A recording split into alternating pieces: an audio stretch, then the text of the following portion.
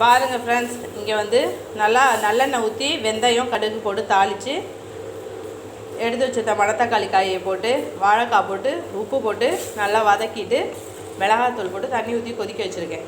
இப்போ இங்கே பாருங்கள், தேங்காய் நல்லா ஃபைன் பேஸ்ட்டாக அரைச்சிருக்கேன். தேங்காய் கசகசா புளி மட்டும் வச்சு அரைச்சிருக்கேன்.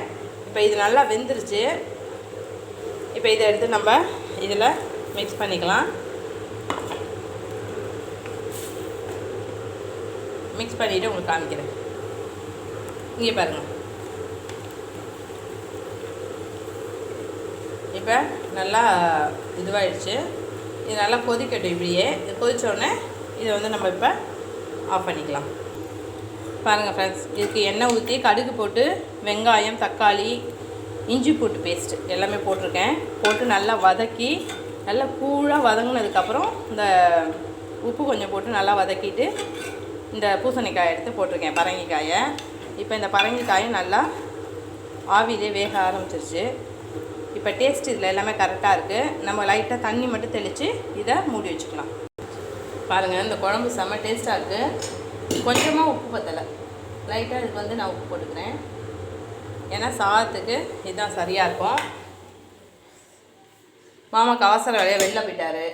அதனால் இப்போ வந்து வீடியோ எடுக்க முடியாமல் நானே எடுத்துகிட்ருக்கேன். இங்கிட்டு வத்த குழம்பு ரெடி ஆகிட்டுருக்கு. இங்கிட்டு வந்து பூசணிக்காய் வந்து வச்சிட்ருக்கு, ரெடி ஆகிட்டுருக்கு. ரெண்டு வேகட்டும், அப்புறம் காமிக்கிறேன் உங்களுக்கு. பாருங்கள் ஃப்ரெண்ட்ஸ், மணத்தக்காளி காய் வாழைக்காய் வத்த குழம்பு செம்ம சூப்பராக ரெடி ஆயிடுச்சு. டேஸ்ட்லாம் பக்காவாக இருக்குது, அருமையாக இருக்குது குழம்பும் டேஸ்ட்டு. இப்போ இங்கே வாங்க பூசணிக்காய் பார்ப்போம்.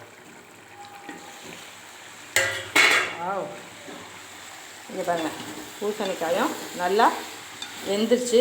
லைட்டாக தண்ணி மட்டும் இருக்குது, அது மட்டும் வதங்கட்டும். இதை மொச்சக்கொட்டை போட்டால் அவ்வளோ அருமையாக இருக்கும். ஒரு தாளிக்கும் போது ஒரு பச்சை மிளகா போட்டுக்கோங்க, செம்ம சூப்பராக இருக்கும்.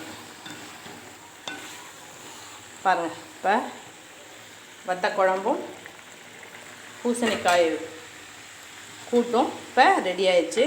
வாங்க சாப்பிட்லாம். தேங்க்யூ.